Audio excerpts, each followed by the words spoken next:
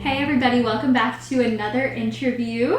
Today I'm sitting down with Audrey from Dear Audrey Astrology. I will link everything where you can find her in the show notes. Our conversation was so deep. We touched on shadow work, we touch on all things astrology, and I mean we really dive in. We talk about the houses, the planets, the signs. She explains everything so perfectly and even has graphs, and she took the time to draw everything out for me. So thorough, so knowledgeable. So I really hope you enjoyed today's video. All right, today I'm here with Dear Audrey. She is an astrologer and a shadow work practitioner. What would you like me to call you? We're still figuring it out. But you had it right. Astrologer. I'm gonna say shadow work. Definitely trying to, get you back into the groove of loving your life, but through your natal chart. I love that. So it's almost like a life coach who is an expert in astrology and uses that as a way to help you figure out how to live your best life. Yeah, I think you just figured out my new Insta bio. There you go. That's awesome. So, how long have you been doing this for? Oh, since I was a little girl. Really? So you've always had like a fascination with astrology, or? Always. As I'm going to say, I have a Scorpio stellium. So if you guys know Scorpios, you know that they are very deep, deep, deep. We are dark, but not dark in a way that we want to harm people, but we are very emotional. And, we want to understand why we feel the way that we feel, but understand and make sense of the pain. Especially with me having a Virgo moon, I analyze emotions, right? We'll get to that. But at a very young age, I had a lot of experiences in my life that made me secluded. At the age of 3, we moved from Quebec to Ontario, and then my sister and my mom were in a very bad accident. They were in the hospital, and my sister had to, life just gave me cards, that I was like, what am I going to do with Why is this happening? Why is this happening to me, And I was always, I'm not one to overshare, and I would just kind of seclude myself, and it wasn't until around grade 8 that I was the 17 magazines, and it's looking at your astrology, and I'm like, this is so cool, and I resonated, and then my journey began. But I wasn't open with it until about 37, so about 3-4 years ago. Wow. And so what happened then when you were 37? You dove in deeper? So I gave birth to twins during COVID, April 17th, 2020, and I was 36. And I had really bad postpartum depression mixed with isolation, all the kids at home. My partner was working out west. He couldn't come home. It was Yeah, it's a lot. Crazy. But I during that time, everyone had a rough time. But I didn't have the effects of my postpartum depression until about, I'm going to say 8 months after the twins. Oh, wow. And I think it was just survival, right? Because you're just trying to make sense of everything and be strong for the kids, etc. And I remember waking up one night and I was just crying. It was 3:30, 4 o'clock in the morning, and I was hitting the floor and I couldn't stop sobbing. So I started therapy. Yeah. Virtual therapy, and I was like, okay, we talked about some childhood trauma, that's fine, but we were stuck in the past, and I'm like, this is helpful, but there's so much more. Yeah. And on a side part of it is, I studied education my whole life, and at the same time I was doing my master's in educational leadership. I love leadership. I think it's so cool. And, you always have to fill out these surveys, these questionnaires that tell you your personality traits and stuff. And I'm like... As a part of the leadership thing? Yeah, what type of leader are you? And, cool. There's different, qualities, the color theory. And then, you can, do this 40 question-based personality trait. And, what type of leader are you? Are you more extroverted, introverted? All of that. And I'm like, there has to be more. And then all of a sudden I was like, astrology. So I said thank you to my therapist. I finished my master's, and I'm like, okay, I'm going to dive deep because I need to understand who I am. Not from outsource. I don't want the influence of social media or questionnaires or others or all the books I'm reading. I want to know. And so my journey began. Wow. Oh my goodness. So then once you started diving into it and learning about yourself, were you just inspired to then want to help other people? Like, how did Dear Audrey come to be? Okay, so my friends were my test babes. Okay. I was like, thank you. And my children as well. Yeah. So, I was able to like really, but Dear Audrey came about a year ago. Oh, and wow. it was through a friend of mine, a neighbor who turned into a really good friend of mine. And we wanted to really kind of bring back community. Yeah. And then I was like, I want to personalize it. And I know that some of my most successful healing sessions were writing to myself. Right? Because I have this belief that, your body is your costume, but your soul is what carries through and decides what journey you want to begin. That's just my belief, right? That's just, you are you. Your soul is always you. It just has a different body, a different name, how many times it wants to come back to earth. Yeah. Okay? Yeah. So that's a little bit into my spiritual world. And I thought, why not just call it Dear Audrey? And Dear Audrey stemmed from me writing and publishing on Substack to then doing natal charts. Because in the natal chart that I do in the report, I always say, like, Dear Selena, and then I give you the reason as to why. So basically, when you are learning to love yourself through writing your deepest, darkest secrets, and to also facing your darkest shadows, you evolve. Because you release it. Yeah. So, whether that is saying it out loud or writing it.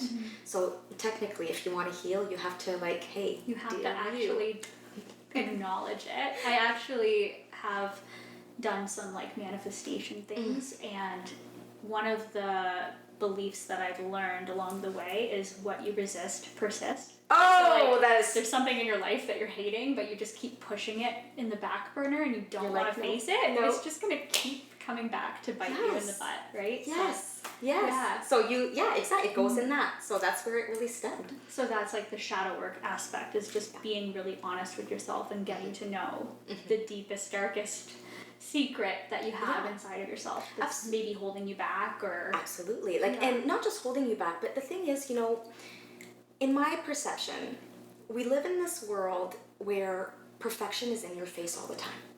We have filters, we have editing, we have, and I mean, of course, like, there's reasons for everything. Yeah.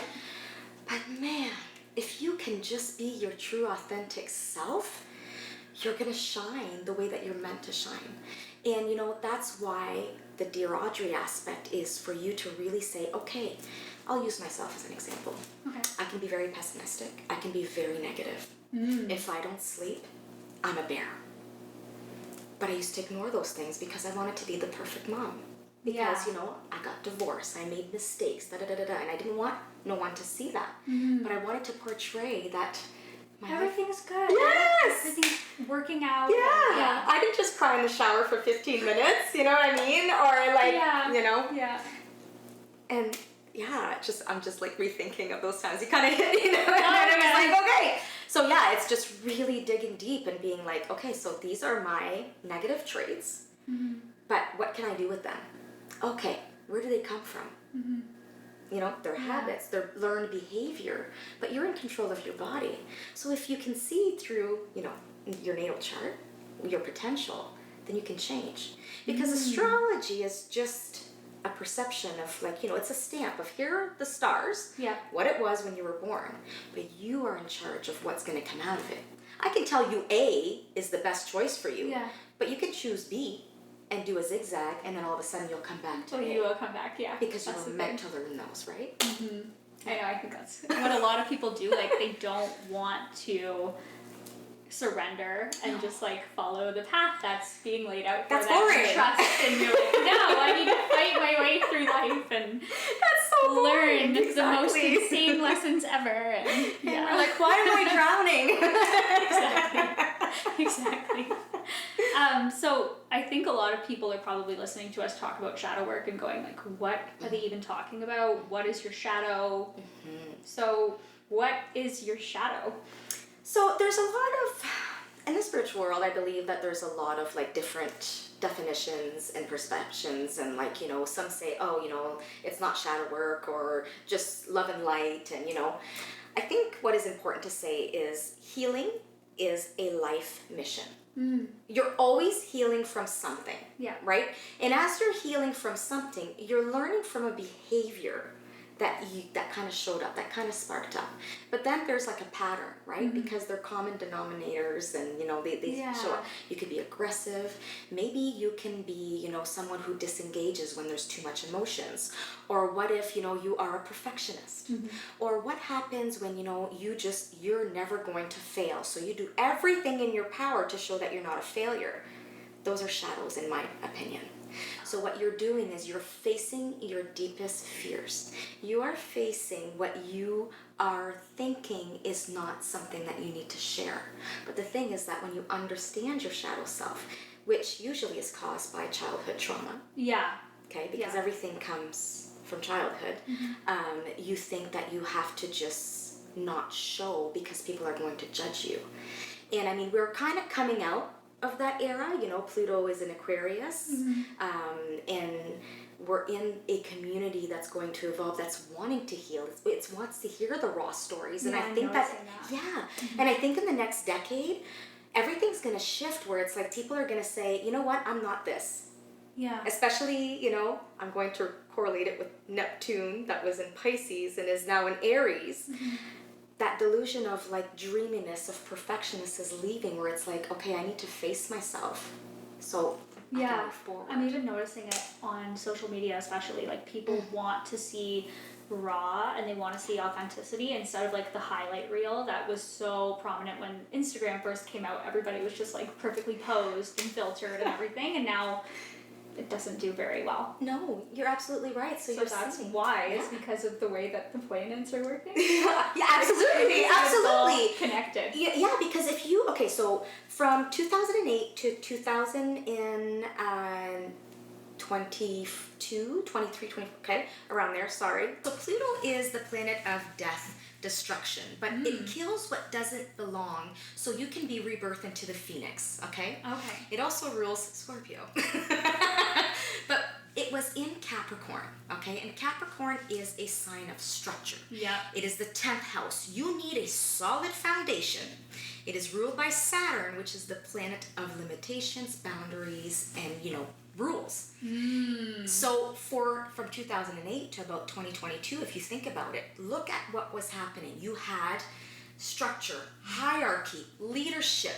In my generation, I'm going to go to school, I'm going to go to university, and I'm going to become a CEO, or I'm going to become a teacher, then a principal, and then the director of education. Or, it was all hierarchical. Climb the ladder. Exactly. And there was a lot of like financial, 2008, there was a big crash. So that was like shifting. And now Pluto entered Aquarius. And another recession. And there's another recession. That's so weird. But That's such a weird coincidence. If you compare it, you're having more back to the source of community. People are not like, oh, well, not my fault. They're more like, how can I help you? Yes. It's like, how many posts on social media do you see, lost my job, I need help? And then there's like 100 comments, I got this, I got that. Yeah. You didn't see that before. No, that's true. So because Aquarius is community. Aquarius is humanitarianism. It's the water bearer. It nourishes. So that's a way better. Right? No offense to Capricorn, but I would rather. I love you, Capricorns, Oh my goodness. So, I guess I'm going to jump into a little bit of astrology-based questions, because even talking about Neptune and Mercury and stuff, I'm going, but I don't quite know everything. And I'm really, really curious about it. So I would love to know, what are the planets? What do they dictate? Okay, so I got something ready for you. Okay. I made, because, I used to teach, so I'm very visual. And I like for people to see, because, I think one of my beliefs is, I hope that everyone understands enough astrology so they can take control of their life.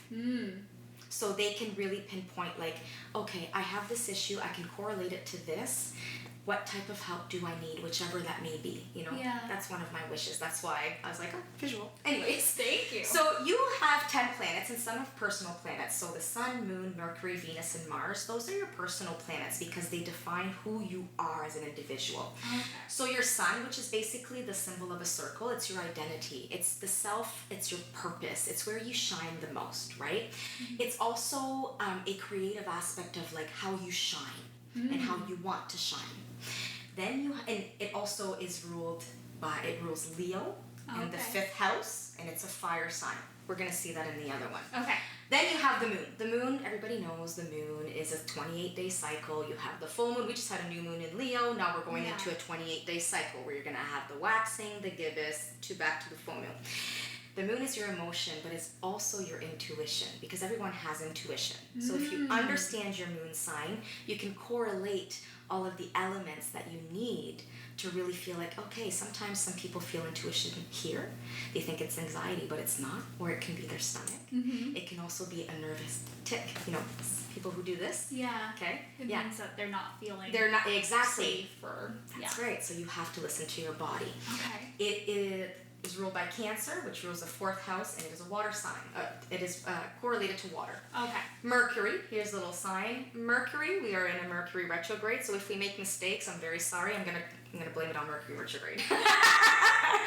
Mercury is basically the planet of communication. It's how you process information.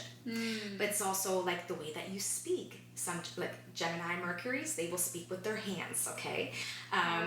People that are ruled by Mercury, they are very, very expressive, and those are Virgo, Gemini. It's also the way that you reason. You know, and that all depends on all the other planets, but you know, your Mercury will tell you like the way that you can speak or negotiate a contract or, you know. Yeah. Then you have Venus, the planet of love. Yeah. But it's not just the planet of love. If you really want to know what people value, look at their Venus sign. For instance, Venus and Scorpio, they want deep connection. They want deep love. They want you to idolize them. If you have Venus in Capricorn, they want structure, they want family, they want a grounding, you know, and their values are very like, I am a mother first, and then I'm going to work, and then I'm going to do this. So it's not just love, but it's also... what you hold most dear to you. Yes. Yeah. And it's also your style. Okay, so you will see that, you know, people who dress in their Venus sign, which is a new trend right now, it's very true. Yeah. You know, for instance, I'm a Capricorn Venus, so I'm very black, but I will have like jewelry that's like gold or like that stands out. It's not going to be my clothes, it's going to be my accessories. You know? Yeah, I don't know, it's just little tricks here and there, but it's also the way that you bring abundance and the way that you value money and materialism. Okay? Mars is the planet that really defines your aggressivity, the way that you take action, but how you're going to react in an emergency. And Mars rules Aries, which Aries is the first sign of the zodiac, which is the head, the ram. So it is... It's like, I'm going to face something head on, I'm guessing. Exactly. You got it. Yeah, you can see it's pretty simple. It's very simple. So, but it is also your physique. And Mars slashes. So during Mars transits in the houses, you're going to see that once it leaves, it has cut out something in your life that you don't need. Okay? Did we just have something? Yeah, we just had a Mars-Venus square this week on Wednesday. And a Mars square Venus, which is it's a challenge, it's a friction. So your Mars, are you feeling valued in your relationships? Are you feeling valued at work? Is there something that is on your mind that you need to say? Because Mercury is retrograde, so how are you going to communicate it? So that square, you're seeing a lot of, you know, either makeup or breakups. Yeah. You're seeing people quit their jobs. You're seeing people saying, I don't want to follow this trend anymore because you're not valuing it. It doesn't bring you love. It doesn't bring you joy. And because Mars was squaring it, it gave you that gumption. For instance, Venus square Mars people, they can let go of a relationship, no problem. And natally, I don't mean transit, I mean in your chart natally, they can slash out anything. If it doesn't, it's like, yeah, this is no good for me anymore, they have detachment. They're able to just like cut people out, no problem. Yeah. Interesting. Then you have more of like your external, so your social, right? Okay. Jupiter When people hear Jupiter, like for instance, Jupiter is going into Cancer because it was in detriment in Gemini, right? Jupiter is the planet of expansion, not just luck. Because what Jupiter does, if you understand how to work with her energy, if you think of a positive expansion, it's going to grow positive. But if you are thinking negative and you're applying it in a negative way, it's going to expand negativity. So one thing I always say is when a planet is doing a transit, so planets will go from 0 degrees all the way to 29 degrees before it goes to the second house, third, fourth, etc. Yeah. At 0 degrees, it's so important to really write down, what do I want out of this transit? Jupiter especially, it takes about 12 to 14 months to go full circle. So every time it goes into a new sign, what do you want to come out of it? So it's in Cancer right now. It's relationship, it's love, it's, for many, it's the 4th house, it's family, it's your grounding. What is it that you want to bring out of that? You still have time to change it. If you're like, oh, my family sucks or my love life sucks, well, yeah, Jupiter's going to expand that. So you got to be careful. Words are spell. Yeah, so what are you casting? Then you have Saturn. Papa Saturn, I call. Papa Saturn is the one that's going to show you your boundaries and your limits, but it's also going to teach you the boundaries that you need to create to protect your energy. Oh, okay. Saturn returns. Saturn returns happen between the ages. Your first one is 29 to 31. Yeah. I think I'm just leaving mine. Yes, you are. You're Saturn and Pisces. So, it happened. Yeah. And then once we go to the houses, I'll talk a little bit of degrees, but it's going to come back because Saturn went into Aries, but in September, it's coming back to Pisces. So think about something that you're on the fence of, like a lesson maybe throughout the last 2 years that you were like, I need to do this, or maybe I need to change this habit, or I have to have more belief into myself. I have to stop being so perfect. Saturn's going to go back to Pisces, and it's going to give you an experience, and you're like, epiphany, and then it's done. Okay. Because your Saturn returns are to teach you. That's why I put structure, the teacher. Yeah. It teaches you are human and you have limits. But it's okay, because if you respect your limits, then you can expand. And a lot of, we don't like to be limited. No. And sometimes we don't like to see that we're not good at everything. Saturn will teach you that it's okay. Okay, perfect. Uranus. I'm ready to be Uranus just moved into Gemini, right? It was in Taurus. So that's the shake-up planet. Uranus, people, so it rules Aquarius. So if you are an Aquarius rising, you are ruled by Uranus, which means that you love freedom, individuality, and you love authentic people. They are quirky, they are awesome, and it's a planet that just loves to be fast, but that likes to transmute new things. So for instance, Uranus in Gemini right now. Gemini, ruled by Mercury, it's an air sign, it's very quick, it's communication, right? Yeah. So what are the shakeups that are going to be happening? You're already starting to see it with ChatGPT, AI. You're going to start seeing it where communication is going to be fast-paced but different. Everything's going to evolve in the next 8 years because it takes about 8 years for Uranus to do the full 0 degrees to 29. Oh, okay. What's interesting about Uranus is that for women especially, when you have your halfway mark, so halfway mark of Uranus is when Uranus opposes your house, you're about 40 years old, And I have this theory where many are like, I'm going through perimenopause, or my hormones are changing, or no, you're awakening, sweetheart. The energy is at halfway point. So technically, 40 years old is about your halfway mark, we'll say. Okay. So your brain is doing this maturing, this evolution where it's like who you thought you were is still there, but now you're going to elevate that. You're going to innovate. You're going to go into your freedom. And you see women are saying 40s, 50s are my best year. Yeah, because you don't care what people think. You believe in your individuality. You're shaken up at the core. Uranus, and then it takes about 80 years. So then you get, if you're lucky, you get your Uranus return at 80 years old. Oh, okay. So I just, I've been doing a lot of Uranus where it's like, okay, past 40 years old and I'm seeing, well, this is when I change, or I need help, I don't know who I am. You do. You just need to step right into her now. Yeah. Believe in who you are. Because and if you don't listen to your own intuition and to your own path, is it gonna feel a lot more shaky and a lot more aggressive because you just keep like resisting it? Yeah. Exactly. You're resisting it completely, so you're not going to be your true self. And if you're not your true self, how can you live your true journey?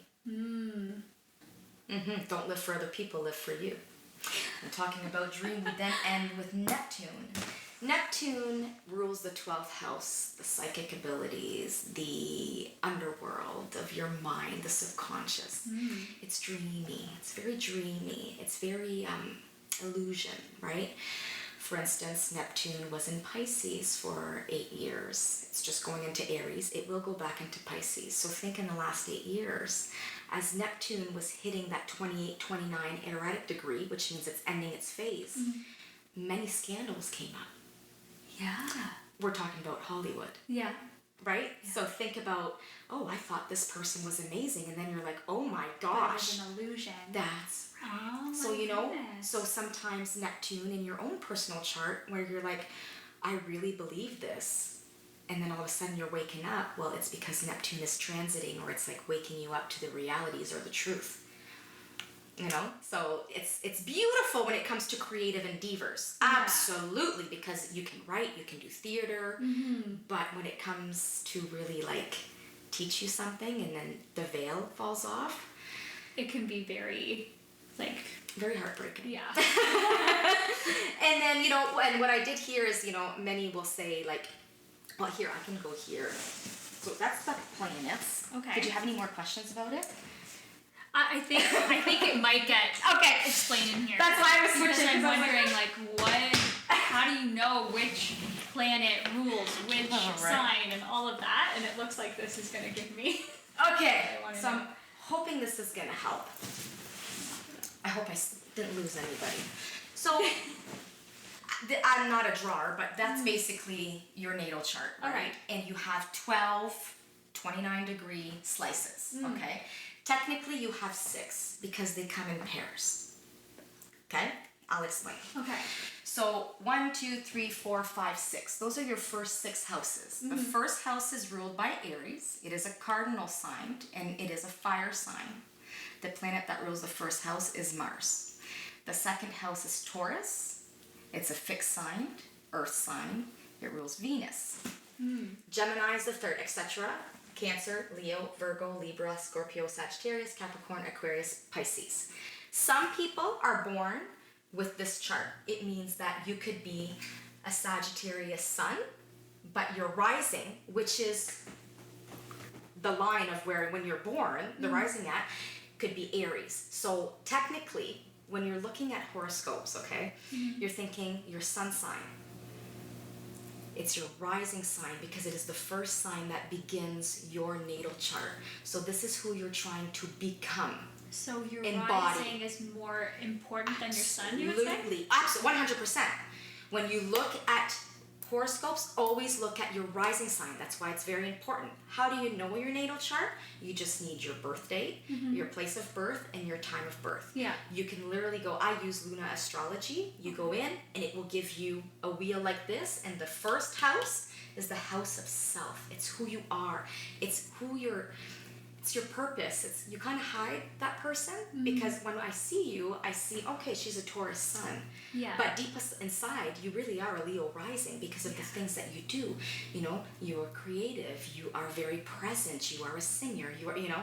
So you embody the Leo rising, but you look like a Taurus sun. For instance, I'm a Scorpio sun, but I'm a Capricorn rising. My life needs to be structured. If it's not structured, I'm lost. So your rising sign is important.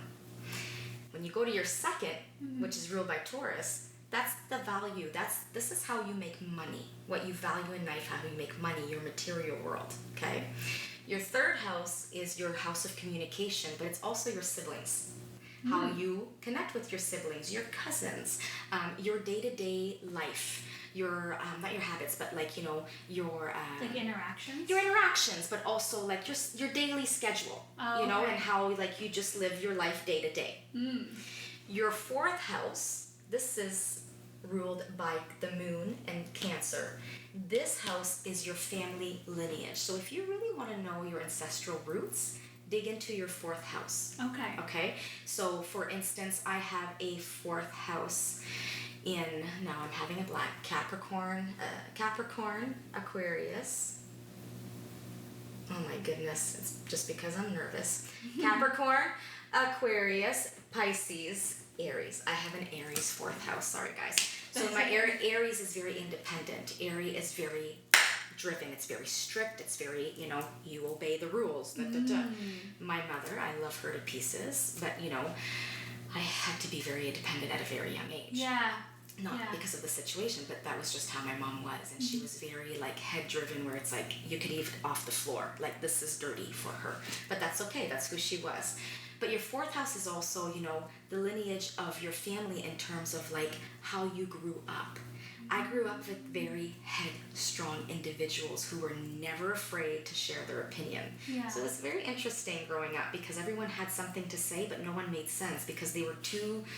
listen to me, listen to me. Yeah. So your fourth house, but it can also bring your relationship with your mother. And it also brings the aspect of, especially for women, how you view your, how to embody your feminine side. Oh, okay. Your fifth house, which is ruled by Leo in the sun, is your house of joy. It's creativity. It's the house of children, of pets, your love affairs. When there's transits in your fifth house, this is where, for instance, if you have Jupiter in your fifth right now, you have a very big chance of getting pregnant. So if you have when you have Uranus was in my fifth house, so it shook up my core when it came to my creative projects. Yeah. I Dear Audrey is a year, but it was up and down because I was no, I always wanted to change something, right? I couldn't make a decision. But the fifth house is also the way that you promote your creative brain to the world, how you see creativity. Then you have the sixth, which is your health, but also your house of career.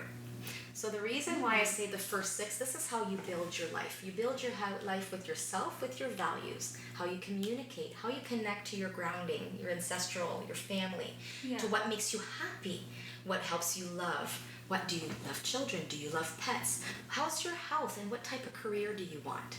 Interesting. Okay? So if your sun is between the houses of 1 and 6, you have a nocturnal chart, which means that you were born more so in the night. So you are more in the phases of you can stay up later instead of waking up earlier. You're more of a night person than a day person, for instance. But when you go here, so this is the top of the chart, 7, 8, 9, 10, 11, 12, this is what builds you. This is what prepares you for your ending, okay? So the 7th are your one-on-one relationship. What I mean by one-on-one relationship, they can be platonic, business, friends, okay? So the way you create friendships, relationships. To your 8th house, this is shared resources, your taxes, how people owe you money. It's also the house of deep psychic beliefs that you kind of hide. It's your house of sexuality. It's your house of your quirky, weird quirks. Everybody has weird quirks. Yeah. We just don't always share them, right? So that's in your 8th house. It's ruled by Scorpio. Your 9th house is ruled by Sagittarius and Jupiter, and that's the house of travels. It's also the house of education. So you will see a lot of Carl Jung, philosophers and educators, they will usually have a packed 9th house because they're very philosophical, because that's what Jupiter is. And they just want to discover all the truths and learn everything. Yes, yes, and travel. Right? So when you have planets in the 9th, you have that. And then the 10th is your career. It's your public image. So it's connected to the 4th, right?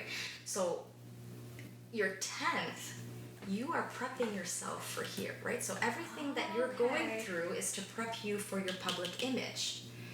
And it always correlates to your 4th because that's your root. So that's why it's a pair. 4 and 10 is a pair. Are the ones that cross? That's right. Okay. Yes. And then after that, your 11th, that's the house of communities, but it's also your long-term goals.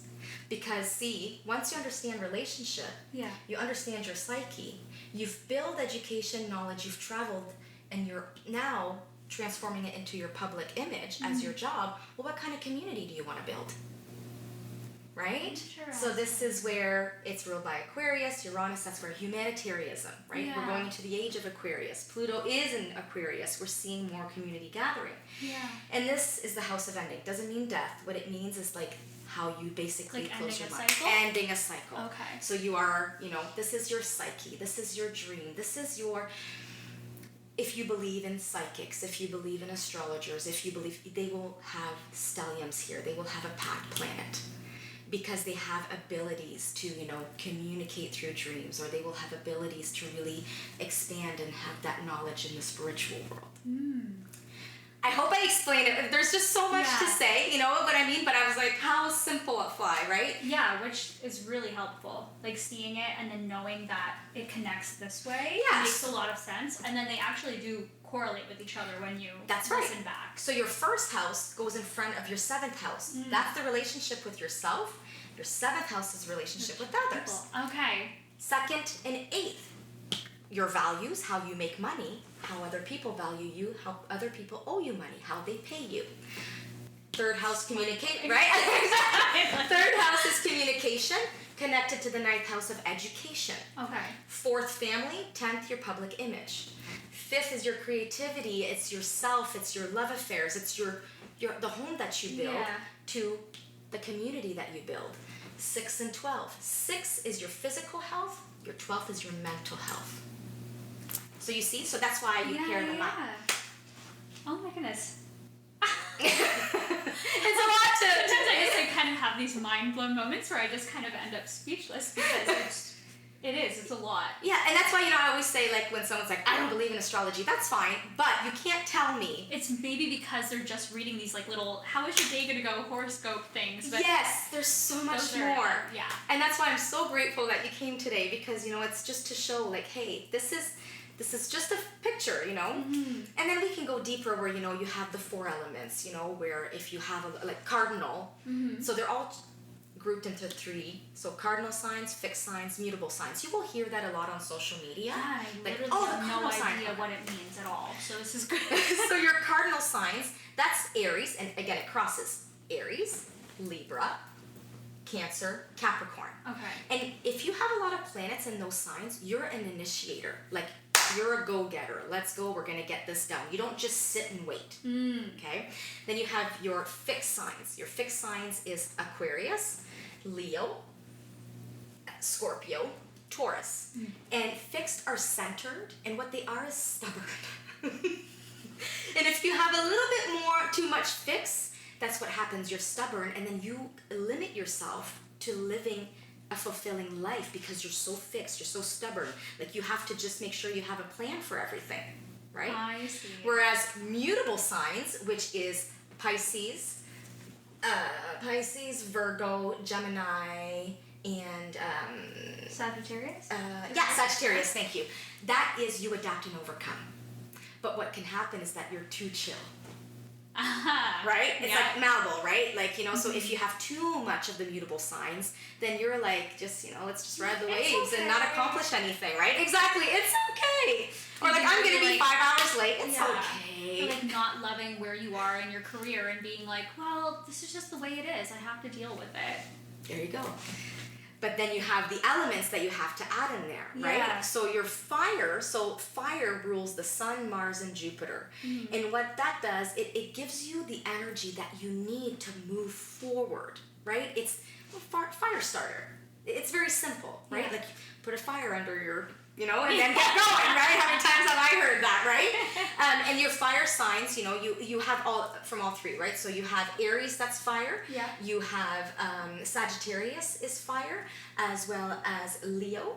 So then, if you have a lot of planets in those with that element, well, then you're very driven. You're very driven, yes. But you could be hot-headed as well. Whereas aggressivity.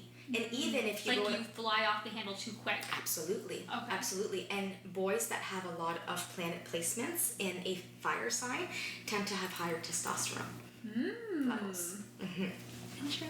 Then you have Earth. So your Earth sign, which is Saturn and Venus, you're like, you stabilize and you're realistic, and it's like, you're very grounded, and that's your Taurus, that's your Virgo, that's your Capricorn, and they are very like solid to the ground. Yeah. But when you have a lot of earth and a lot of fixed, you can't change the mind of these types of people. I see. Yeah, they are like, my sister, for instance, she's a Capricorn rising, Cancer moon, Capricorn sun. If she says she's no, not gonna, she's not gonna move. She's not gonna move. She doesn't care what anybody thinks either. She's very fixed. She's very earthy. I see. She's got a lot of planets in those in those two signs. So so she won't really expand unless you can convince her. I'll give you $1 million if you can do that. And then you have your water, which is your emotion, and then the air. Air signs are communicators. They are fast-paced individuals. Like, as a Gemini moon, may I use you an example? Yeah. You have a Gemini moon. Okay. Yeah. You are able to process emotions, but you're able to communicate them where you're rationalizing them and people are understanding what you're saying. So I bet you any money as a child, you were able to say, Mom, Dad, I'm very frustrated because of this behavior and this instance, and it's making me feel like this, and here's the solution. Chop, chop, let's go. And whether or not you listen is up to you. That's right, because I said my piece, and then you forget about it, and then you would move on with your day because you said what you needed to say, and then that was it.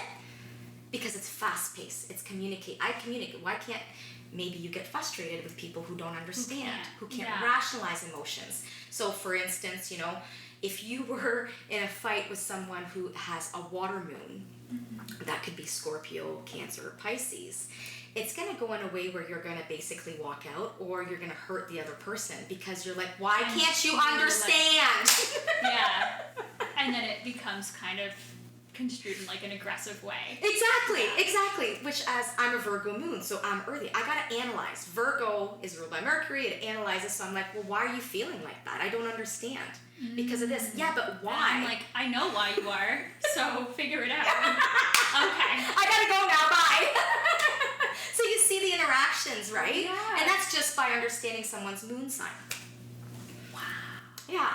So it's all, it's all related. Yeah. And this has been since, I hope I say it right, the Babylonians, but oh my goodness. Babylonians? There you go.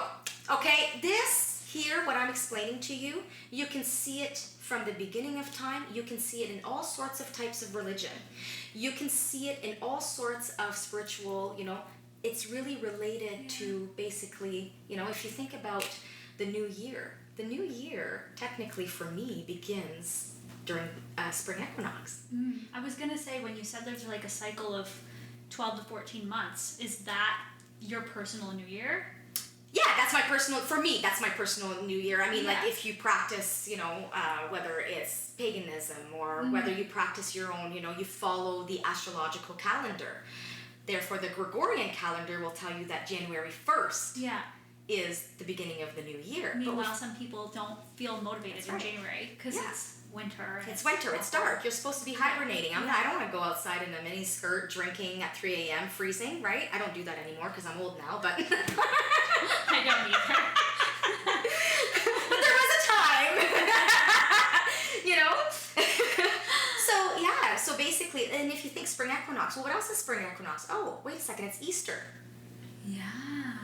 No, it's actually pretty mind-blowing how much everything is connected. It's just the way that mankind has construed it to fit society in their own way. Exactly. It's really interesting. Exactly. The more I learn about it, I'm like, there's so much to say. Wait, that sounds like what I learned in church. Oh, that sounds like what I learned in astrology. Oh, that sounds like what I learned in my manifestation courses that I've taken. It's wild. Exactly. The Egyptians and the pyramids, and how you can tell when it was day and night, and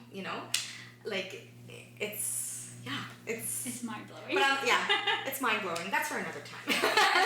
Sorry to no interject, but you did say the word stellium, and I think I know what that is, but I don't know if I'm right. Is that when you have 3 of the same? Yes. Okay. Now, there is an argument about that, eh? Some people will say that it's only a stellium if they're personal planets. So your sun, your moon, your Mercury, Venus, Saturn sign. Okay. But others will say any 3 planets will work. But yes. And they're all in the same sign. Yes, they're all in the same sign. So for instance, I have a stellium in the 12th house. I have my Mercury, my Uranus, and my Neptune, and they're all conjunct. Conjunct is this sign here, and it means that it's two planets at zero, like perfect degrees. So they're both at 13, we'll say, or they're about 10 degrees apart. Because it takes about 10 degrees for the energy to like, exactly. So, you know, you have like 0 degrees, it's the highest friction of a conjunction because it's right side by side, right? Yeah. So for instance, if someone has their rising sign and their moon conjunct, well, they're going to be self-expressive in terms of like they are going to understand emotion depending on the sign it's at. They're going to live for that. They make great friends to really try to find out, what am I feeling? Because it's what they live for, right? They understand it. They understand the cycle. Yeah. So when you have a stellium, they're conjunct, and that's packed energy.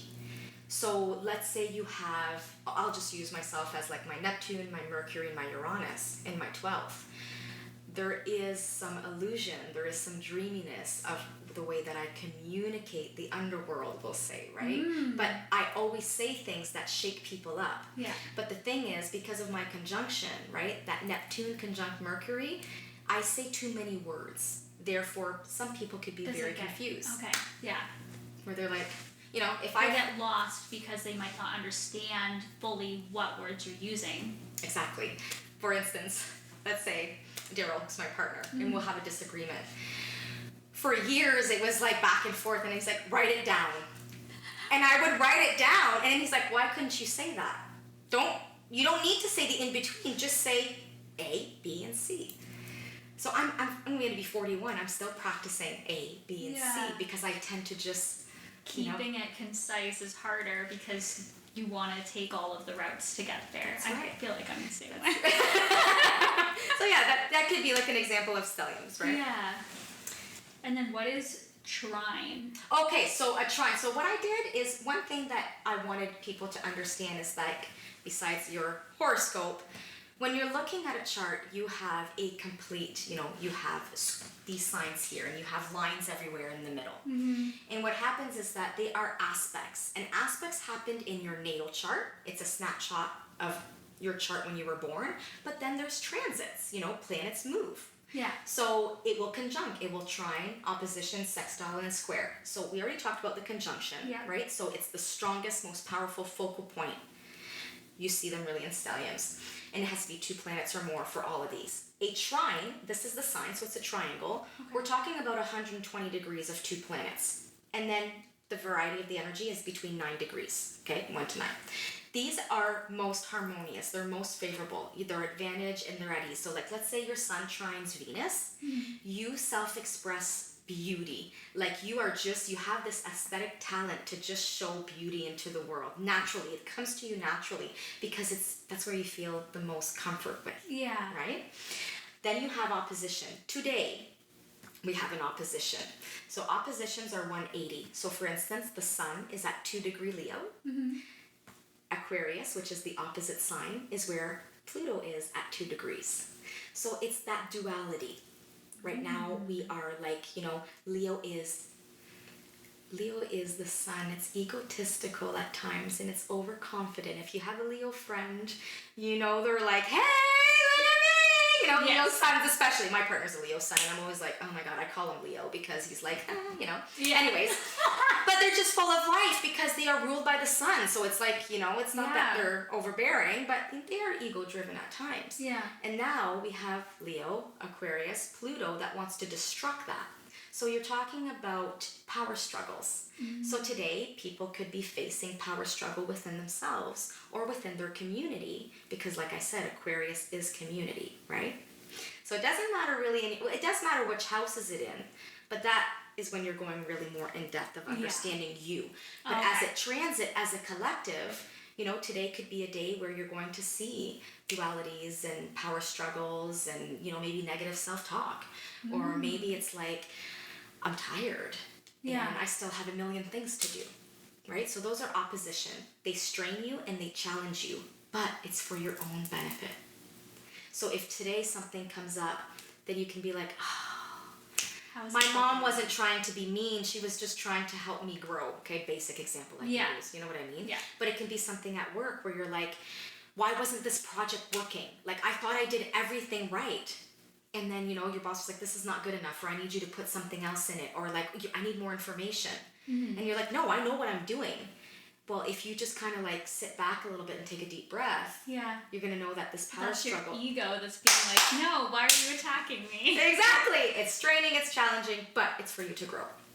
Okay. Okay? Yeah. Sextiles are great. I love sextiles because they're at 60 degrees of two planets. 6 is like the energy, right? And they are favorable, but what happens is when you have sextiles, you have the best opportunities to grow from something. In that area? Okay. So let's say you're a writer and you have your Mercury sextiling your Neptune, or your Mercury sextiling your Sun, right? So it's like you're able to really like communicate with ease. Like you have opportunities to grow with. But the thing is with the sextile, it's there, but you have to put in the work. So maybe as a writer, you have this placement, you're not the best writer, but you have the capabilities if you put in the work to become the best writer. And if you don't even know because you've never looked into it, then how would you know what opportunities? Exactly, right? So this is where it's good to go deeper. And then the final one that you hear a lot, it's the square. I will use the Mars square Venus that we had on Wednesday. Now we're going down, right? It peaked on Wednesday. So when we say peak, it was at the exact 90 degrees. Okay? Yeah. And I believe it was at 22. So that 90 degrees that the planets were, it peaks. So the high energy of that friction of, I always say it's like rubbing a knot out. You have to attend to it. Yeah. You know, and you have to really look within yourself because you're the only person that really can make the change. You can spend $1,000 on a natal chart. You can spend $10,000 on therapy. But if you're not going to put in the effort and the opportunities that can change you, nothing's going to work. Exactly. That's how I always say it's a roadmap, right? Yeah. Wow.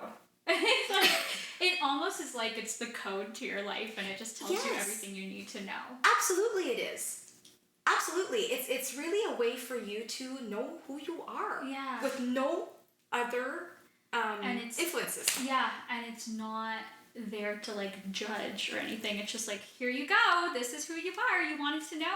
Here it is. Exactly. And I'm guessing some people might be like shocked by their own when they find out. Like when you do readings for people, what do you do for them? So that's where I feel bad for you just holding it. Okay. Thank you. Yeah, no problem. You know, when I do a reading, I really dig deep. I always ask, what do you want to know? First thing that comes up, my love life. Am I going to be rich? A job or a change or, you know. Yeah. And it's like, well, no, you're in charge of that. If you want to be rich, then put in the work. If you want to love life, then put in the work. What I really do is I go through every single planet. So I do a report. I go through all of your planets. I describe who you are. And then I talk about your aspects. And then I say, well, your moon sextiles Mercury, or maybe you have a Sun square Pluto. Yeah. And then I explain what that does in type of energy. So I speak in terms of like you could or you may, you know, because I don't want them to attach themselves to the energy. I want to present it, and if it resonates, then take it. Then take it. If it doesn't, maybe it'll resonate later, right? And after that, I do a whole year of transit, so your year ahead. Oh, wow. So here's what you could do, here's what you could expect. Yeah. And then after that, I just answer questions or whatever. It takes about 3 hours to do. A full reading. Yeah, I take about 2 weeks to really dive deep because I want people to understand. Yeah. And, you know, it's my stellium that just goes blah, blah, blah, blah. So I write it down. I think people would appreciate that. I think so. You could pay for something and get just like your basic cafe astrology reading, you know, which is what I've looked into in the past. And it's not that they're bad. No. There's more to it. Yeah. Yeah. So if you're sitting with someone and you're like, hey, look at this, even degrees can even, you know, if you have degrees that are 27, 28, 29, those are karmic degrees. It means that this is the last time you could be going through this journey because you came here to learn this lesson, right? If you have a 0 degree, yeah, it means like fresh start. You're about to experience something for the first time. That's right. And there's going to be a lot of trials because you've never experienced before. So there's going to be a lot, like for instance, if you have a 0 degree Venus, you're going to have a lot of like ups and downs in your love life, we'll say. But once you connect, then it's like you're writing a new karmic line. Oh. Right? 7th degree is the degree of the healer, the spiritual. So there's so much. There's so much. You believe in coming back and re-experiencing life, and I've dove into so many different things, but one of the things that I read about was that you choose what your chart is based on the lessons that you need to learn. Yes, ma'am. You believe in that, yeah? 100%. Okay, me too. And I come from a very Catholic family. Me too. So I think that's why it was hidden, and I think that's why I'm still... It feels like scary to even say that I believe it, because I'm like, uh-oh. Yeah. I just said something that goes against what a lot of people think and believe, and they might be like, how dare you? But... Yeah. It's you're absolutely right, I always chuckle at my mom because I have an altar in my room that is my sacred space, my meditation, where, I try to intuitively read someone's chart too. I don't just go textbook. I do a meditation on the individual and I dive deep. And she'll rarely go in my room because, she's like, what is that? Why is there a skull on your table? Wow. But yeah, no, I do 100% believe that. Yeah. It's just, how can it be one life? I know. It's more so when I hear about other people talking about it, or I'll read a book and it's just an account of all of these different people talking about their own experiences, and I'm like... Deja vu. Or when you see someone, you're like, where did I see this person before? Or if somebody instantly makes you triggered or upset, and you're like, I don't even know you. Why do you rub me the wrong way? So those kind of things freak me out. Right? Yeah. And fun fact about that, usually people who have their sun, their moon, or their karmic nodes, so the south and north node, 27, 28, 29 degrees, they experience a lot of that. They're like, why is this? I've seen this. Why am I here? Why? I don't belong. It's because... They've been here so many times. Yes, and you're like trying to just finalize that full cycle, because I do believe it stops. I do believe that once you're like, okay, I've learned what I needed to learn, then your soul, that's right, your soul doesn't come back. Yeah. And there is a theory, and I'm just going to share it. There's a theory that individuals who do not have any children, it is their last time on Earth. Interesting. And I've read a couple charts with individuals that have no children, and the majority... 28, 29? Whoa. Yeah. Yeah. I'd actually heard about that theory too, but I was just like, oh, that's weird. I wonder if I'm going to have kids. I don't know. I know. It scares me a little bit because like, I don't know, everybody talks about how awful it is here and whatever, but it's a school. And Earth is a school. Like, you chose to come here because you chose to learn something, and you might not get it right now, but you'll get it later. That's so and beautiful. You're going to go, okay, I understand why I had to go through everything. Like, people who don't believe in everything happens for a reason, I'm like, you just don't know the reason yet. And you might not ever know while you're here, but you know there's something going on. Absolutely. Yeah. Absolutely. So kind of helps with like the trust and the faith that you're good. Yeah. Like, it's okay. That's right. You said the magic word, faith. Yeah. And you can associate it with Christianism, Buddhism, whatever. We're all taught to have faith. And the world is not that bad when you choose to ignore what I call energy vampires. What I call individuals who are just not wanting to become better. And what I mean by that is I've let go of all types of social media that will just put things in my face that I'm like, no.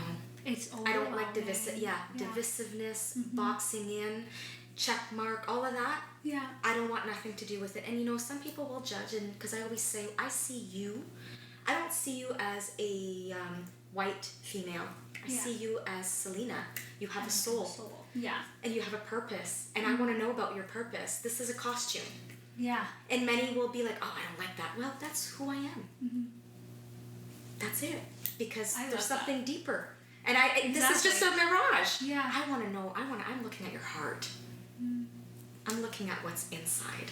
And then so many people care, me included, about what the costume looks like. That's, what the costume my gosh, yeah. How we portray ourselves and what are people thinking about me all the time. Yeah. And yeah. I'm like very guilty of that, but I think everybody is in their own way. Everybody is. And you know, I think that there's been so much hatred. Mm-hmm. If you look at history. Yeah. You know, and that's what I mean by like the boxed in. It's like, we're human. We're humanity. We should promote love. We should promote, you know, togetherness. Yeah. And that's when you know your beauty and you're so comfortable with yourself that you just see beauty. Because you just drop everything else. Yeah. Now, are you not going to have a day like, of course. Of course, yeah. But like you say, when you drop everything else. Mm-hmm. When I like preach about positive thinking and everything, I'm like, I guess I'm a little bit of a hypocrite sometimes, but I mean, we can't be perfect at everything, so that included. You know, it makes me think of individuals who utilize their Mars energy, and it's things will happen to you, whether those are physical, mentally. I'm even going to say, you know, racist, or even like when someone is maybe questioning your gender, whatever it is, okay, using the trends of today that I try not to do. I think one of the things is to really stand firm on who you are. And those people who are attacking, they will disappear because you're not giving them attention. But if you live in your true, authentic self and you grow those foundation, those roots, you're going to attract the right people. Yeah. Again, that's my belief. That's my opinion. Is it right or wrong? But I really try to, like, you know, when you look at children, they just see children. Exactly. And that's one of the most beautiful things at my home. There's no fences in the back. Yeah. And you see all these children from different ethnicities playing together. Oh, that's so fun. And it brings me back to humanity. Yeah. There's no judgment. Care. They don't care. And they can sense, I don't know, kids and babies and animals, like, I just know that they can sense your energy and they can tell when somebody's got, like, a really good vibe to them. I don't know. I can always tell. If our dog loves everything, so I don't know if I could use him as an example, but if he ever looked at a human and gave it like a bad vibe, I'd go, whoa. Because our dog loves everybody, so if it didn't like somebody, I would be really put off by that. Intuition, right? Yeah. Okay, this is a question that, to just totally turn things around, and it's a huge buzzword, and I don't think a lot of people know what it is, and we did say it. Apparently, Mercury is in retrograde right now. What is a retrograde? Because I think everybody, and we can blame everything on the retrograde. It's like a big joke. Everybody's always like, oh, Mercury's in the microwave. I'm allowed to make mistakes. And they say all these things. And I'm like, what does it even mean, though? So, that's so funny. Mercury's in the microwave. I love that. When a planet goes retrograde, so technically it's saying that it's going backwards. So, for a planet to go from 0 degrees to 29 degrees, it's moving forward, right? So it will go step. Depending on its orbit, it takes time. Mercury is about, like, I'm going to say between 2.5 to 4 months, depending where it's going to retrograde. When it retrogrades, it's going backwards. So Mercury went from, I believe, 15 degrees to about, I think it's going to go 6 degrees, we'll say, okay? And what happens is, I always say that a retrograde is you going retrospection. You're looking in. So, Mercury, planet of communication, is in Leo. Leo represents the self. The Sun, your 5th house, your creativity, your inner child, right? Are you still loving your inner child? Are you still communicating your needs? Are you having power struggle with yourself in terms of trying to be something you are not? Are you refusing to let go of outcomes so you can stay in control because you are in fear of the unknown? So these are all big collective questions when there is a Mercury retrograde. Yeah. But it's not just Mercury that's in retrograde. You have Neptune. So what illusions, what dreaminess, what's happening right now that you're thinking is real, but as it's retrograding, you're like, For instance, if Neptune is going retrograde in your 7th house, you're going to see that during the retrograde, you lose friends. You might break up. You might view people that are like, I don't think this is the same person I met, right? Because the veil is deep. Yeah. You also have Saturn in retrograde. Is this all right now? Yeah, this is all right now.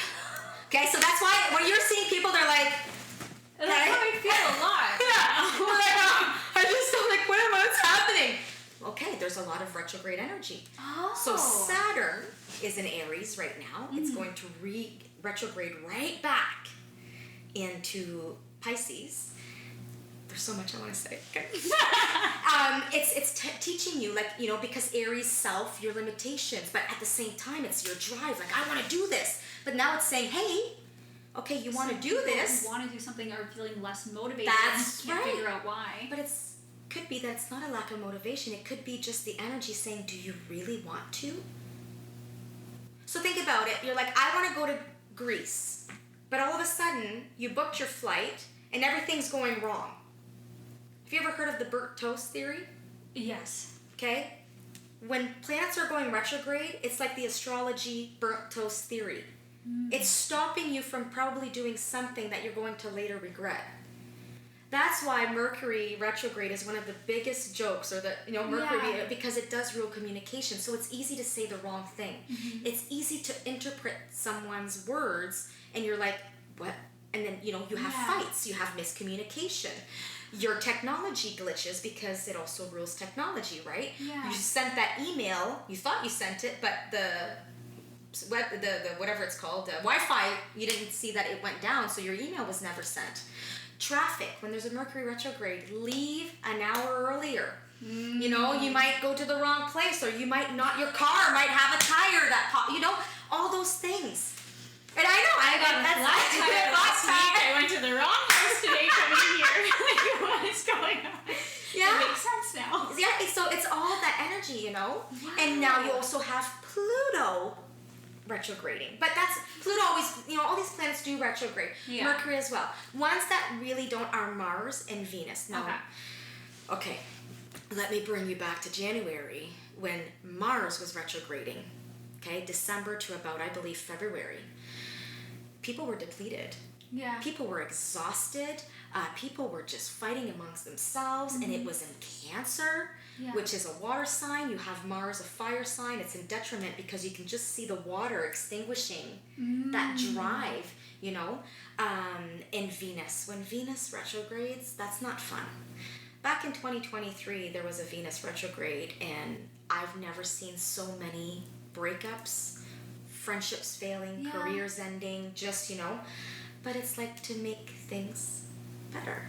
Yeah. Right? I'm pretty sure that's when I decided to stop being a teacher. There you go. That is so crazy. So in your 10th house, your 10th house of Taurus, and like you got to think about all of those things. And that's why I spend a lot of time doing someone's chart, because I want them to have that time to be like, okay. And then you have, you're thinking back, you're like, oh, I know why I did that. Mm-hmm. Here was the energy, etc. Oh my goodness. So then, as a collective in the world, we can look at these big moments and events in time and be like, oh, 100%. It might be because this is happening constantly. 100%. Absolutely. I always say, if you're interested in astrology, okay, anyone can, if you want to learn, anyone can learn. Yeah. Always think, okay, I'll use an example because I did it the other day. I was really into this astral world thing. There was a Netflix documentary, and this, I forget his name, but the rapper came and there was a concert, and unfortunately there was Astral World. Yes. Yeah. Okay. So I was like, okay, I want to test things out. So I went and got the natal chart of the event. So I found out the time and everything, and then I found the rapper's, I think it was Travis Scott. Yes, it was. His natal chart. I was able to find his natal chart. and then I looked at the catastrophe. I looked at the event. So Uranus, which is the shake-up planet, was in his second house of values, how he makes money, how people perceive him. Meanwhile, it was in the 11th house of, I believe it was in Texas, I forget where in Texas, but it's in my computer. It was in the 11th house community of where Astroworld was occurring. Ooh. So just the energy of the individual Yeah. and the community, Yeah. you had this happen. Well, it's a shakeup. It's an awakening. What happened? Well, you had a full-on investigation. Mm-hmm. And his career really was impacted by that. Absolutely, Yeah. it was impacted by it. He was impacted by it. You saw the pain in his eyes, Yeah. right? No matter what. I'm sorry, but yeah, there is pain in his eyes. Like, Of course. you know, whichever you want to view it, but also the community had pain. It changed the community. Yeah. You know, we have Neptune, which represents water, retrograding. Look at all the flash floods. You know, and right now we're in a year and a time where there's a lot of planets that are in air and fire type signs and houses. Mm-hmm. So it's quick, it's fast, and it's destructive. Yeah. What's happening this year?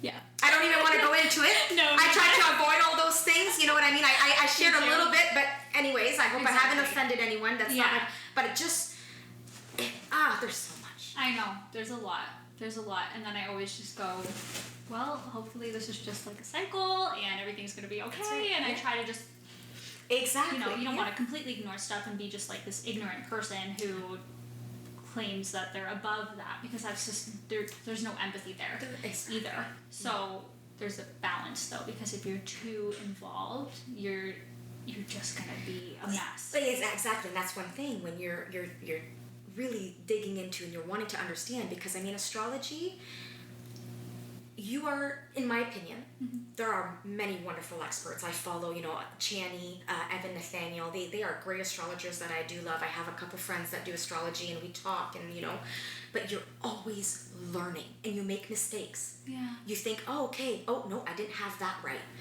And it's all about learning through experiences. And it's taking moments in your life, but also in the community. And then you look at charts and you're able to correlate and make patterns. So if you love analyzing, if you love looking at patterns and you love research, you will do very well in astrology, because that's all it is. Yeah. And it takes time. Yeah.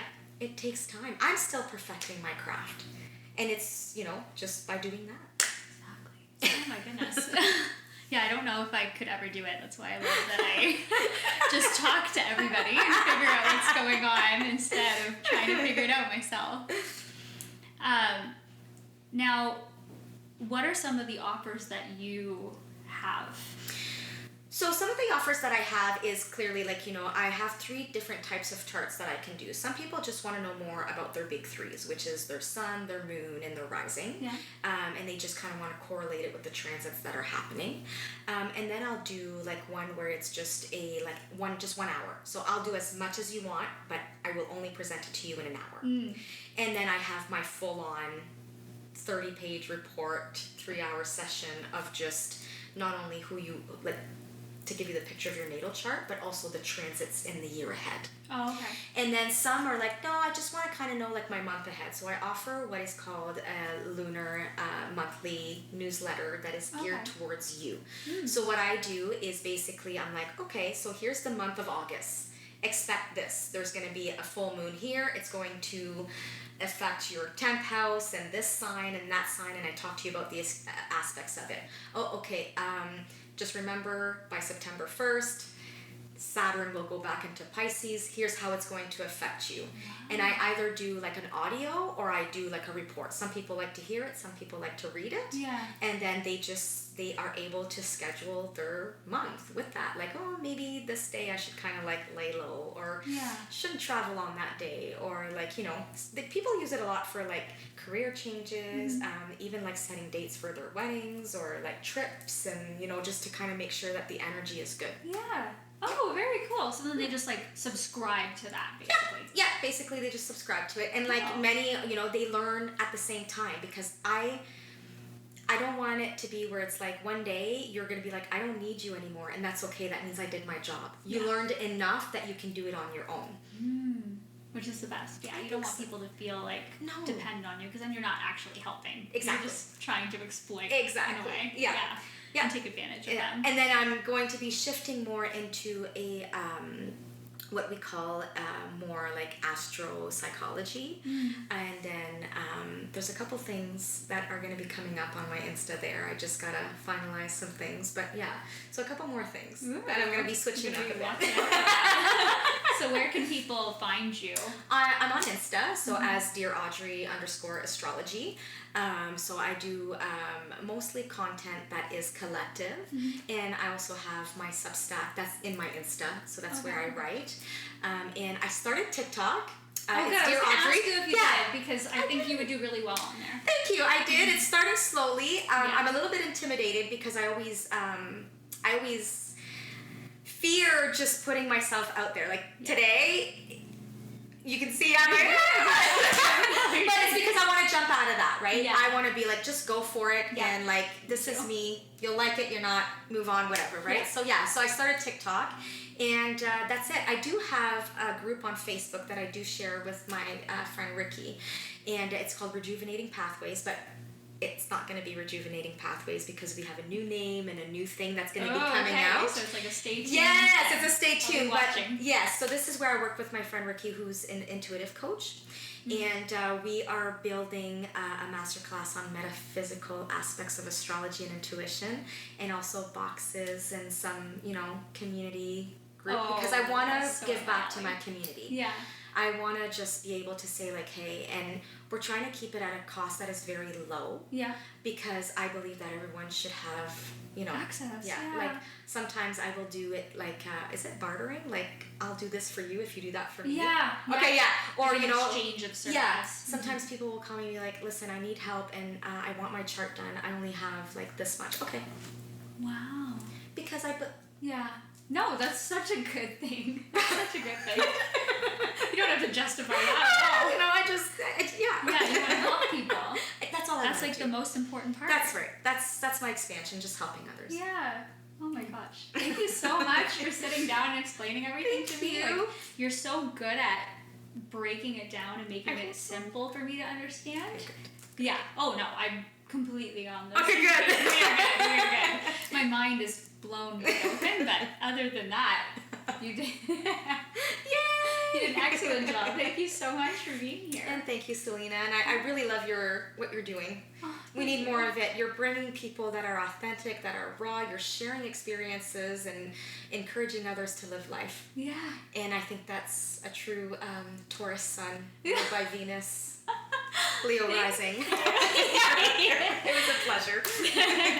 Stay tuned, because we will also be reading my chart and diving into all of the things me. So I'm nervous but excited for that. So thank you so much for being here again. Thank you. Bye.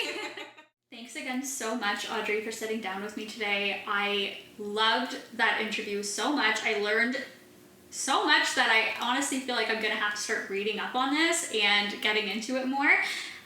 But stay tuned, because I was also really curious about how it correlated to me, and we are going to be releasing a video where Audrey actually reads my chart and we dive into some pretty intense stuff and get into my childhood, we get into wounds that I need to heal, we get into my health, we get into everything. So I'm really excited to release that video as well, and I think you're going to love it as well. Thanks again. Everything will be linked in the show notes. Please go give her a follow. She is so incredible.